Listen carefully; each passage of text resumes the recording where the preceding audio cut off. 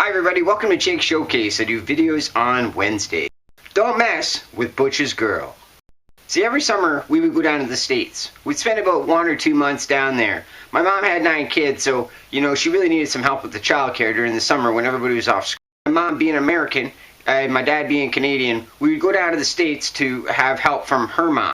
So I spent a lot of the time down in the United States, and, I really got a feel for it. It was much different than Canada. Basically in Canada, I was kind of like a nerd. I was kind of picked on a lot. School life wasn't really good for me. But down in the States, my cousins were real popular, and they sort of invited me into the group. And I became sort of in with the in crowd. During the summer, kids liked to party a lot. So did we. Right around 14, 15 years old, we used to start partying. During the summer, we liked to party a lot. Usually what it would be keggers. Every night it'd be a different house, and it'd be usually about $5 or $10 for all you can drink cup. Everybody went to these parties night after night after night. Sometimes it'd be in a forest, sometimes this guy's house, that lady's house, just back and forth. It was always the keg and the cup, though. It was before I knew I had a drinking problem. I used to love the keggers. And even though I'm a little guy, I certainly could drink. I got my money's worth, that's for certain. Now, of course, one of the reasons for going to parties and keggers is hopefully you're going to hook up. Now, in Canada, because I was so short, I was one of the shortest in the countries. There was nobody close to my height, and I had a real lot of tough times with ladies. But then when I would go down to the States, a lot of times there'd be other ladies, and I met this one girl, and she was perfect. She was small, she was blonde, she looked like an angel, and she was nice. I really liked her. There was only one problem. She had a boyfriend, and her boyfriend's name was Butch. I don't know how you get a name like the name Butch, but everything I can think of, it cannot be a good thing for your nickname to be Butch. Butch was in juvie. So you know what would happen? Few drinks in me, and I'm chatting up the old beauty. This happened a couple times, and I thought, wow, you know what? I really like her. I think I might go for it. Well, one night I decided I think I was going to go for it, but something happened. Butch had just gotten released from juvenile. I don't quite know how to describe Butch properly, but he was definitely bigger than me, and he was very, very hulky. With the sort of prison shaved down hair, and he was usually roided up, pumped lots of iron. Very, very muscular, powerful looking dude. He wasn't all that much taller than me, but, overall his size was immensely larger than mine. I'm pretty sure Butch had a tattoo or two as well. So there I am, few drinks in me, and I'm feeling all confident. Time to go chat up the beauty.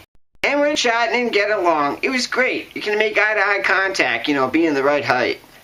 And she was perfect. Fine blonde hair, very pretty eyebrows and face, and she was nice. I loved her smile. Nice and thin, too. I usually could make her chuckle or giggle, with 1 or 2 jokes.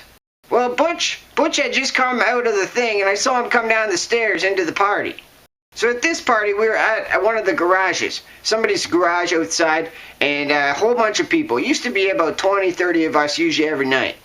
There I saw Butch, and Butch saw me talking to his girl. He didn't like it. But quite honestly, with the few drinks in me, I really didn't care. I was chatting up, smiling up, and just enjoying myself to the fullest. Well, Butch was a tough guy. He didn't like any of that stuff, me talking to his girl like that. When we broke off for a few minutes, old Mr. Butch decided to give Jakers a visit. Got right up to me, real close. I could smell his breath breathing down on me. Kinda stinky. Sort of eye to eye, he was staring right at me with a huge, intimidating look. Really, it was more like eye to neck. At that point, at that age, I was still thinking, how can I defend myself against these big monsters? I watched a movie like Karate Kid and thought about those karate chops and how he did so well, and I thought, well, maybe I could try some karate. In fact, I had taken a few lessons, but more on that some other time.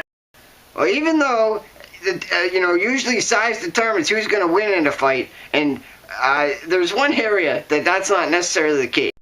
Basically, every man's got one weakness. It's right between his legs, and I knew that. There I am, staring Butch eye to eye, his fire-breathing, looking at me, telling me, basically, what you doing talking to my girl?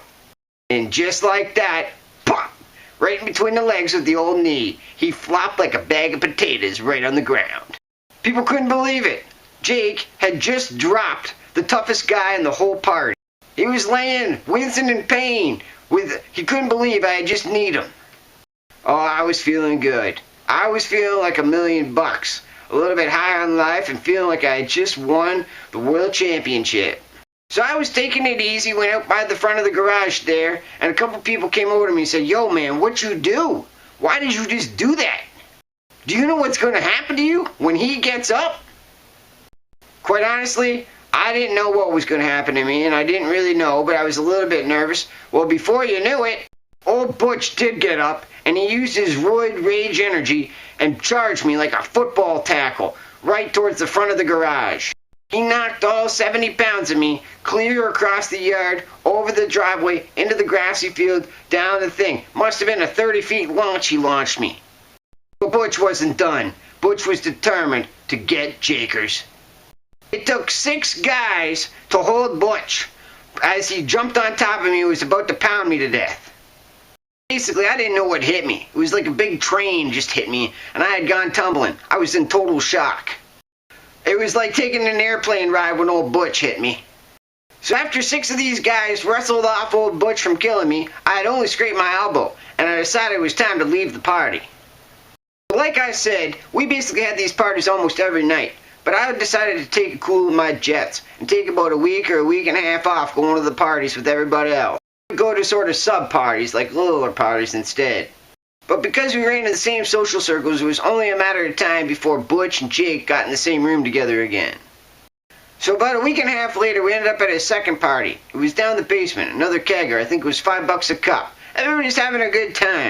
These keggers are what people did before people went out to the bars. It was a good time to socialize and sort of get along and just hang out in a safe environment.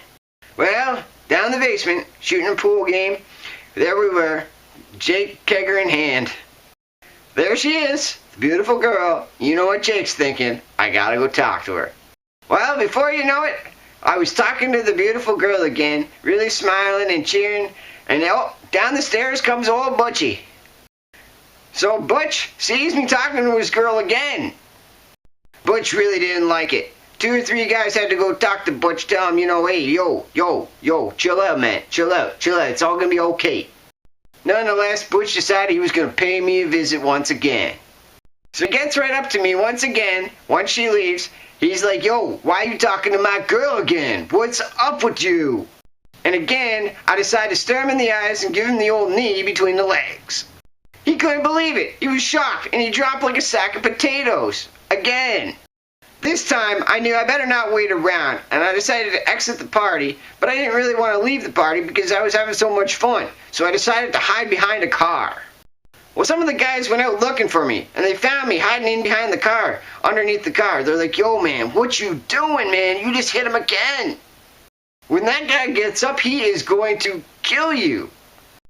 I waited outside of that party for about an hour. Well, about 4 or 5 people did some sort of a peace treaty agreement on how to get me and Butch in the same room in a peaceful manner. So it was agreed there was going to be peace between me and Butch. But they decided to bring Butch into the bedroom while I came back down the basement. They had to have about 3 or 4 guys in there watching him, hopefully taking his meds, whatever he did, to calm himself down. The guy breathed fire. With his bulky hair, I couldn't believe he was probably on a roid rage almost permanently. So I was back down the basement, cup in hand, ready to meet Butch. They opened the door, and out came Butch. There was 2 or 3 guys around me, and about 4 or 5 guys around Butch, ready to meet in the center of the basement. Butch said, "I can't let you get away with this. I can't, but I thought of a way we can get even. I call it the Chomp." I was like, "The Chomp? What's the Chomp?" Well, apparently Butch had an oral fixation. The way Butch marked his territory was by biting. What he wanted to do was to bite me. I have no idea what he did with his girlfriends, but he wanted to bite me.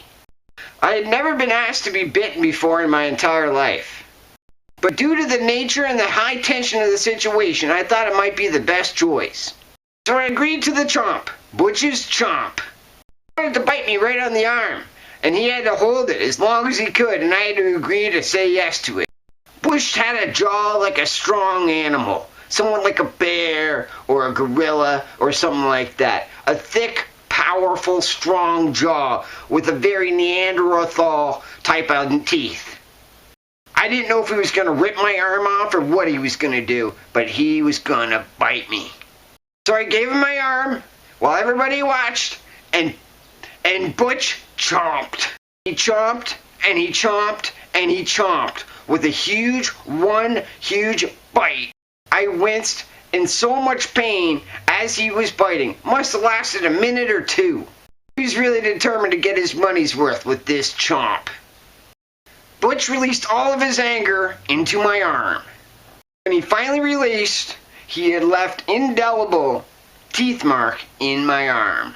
Not only was my arm hurting, swollen, red, in pain, somewhat paralyzed, but it was a huge indentation on my arm. This was considered retribution for me chatting up his girl. I might have had one more drink or finished my cup, but I basically went home after that. Old Butch seemed satisfied with his apparent victory. Me, I had to go home and get some first aid.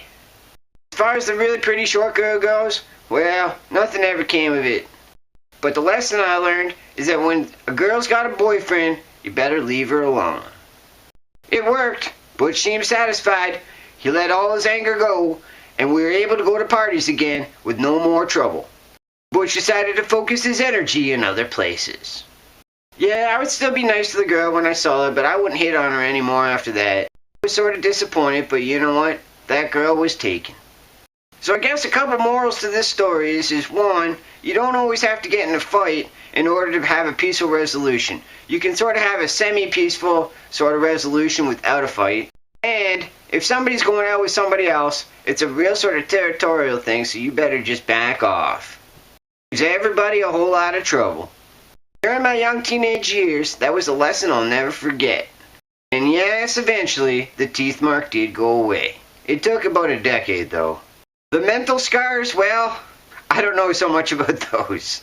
Thanks for watching Jake Showcase, everybody. Don't forget to like the video below and subscribe to the channel up above. I do my videos on Wednesdays. I hope you have a wonderful day.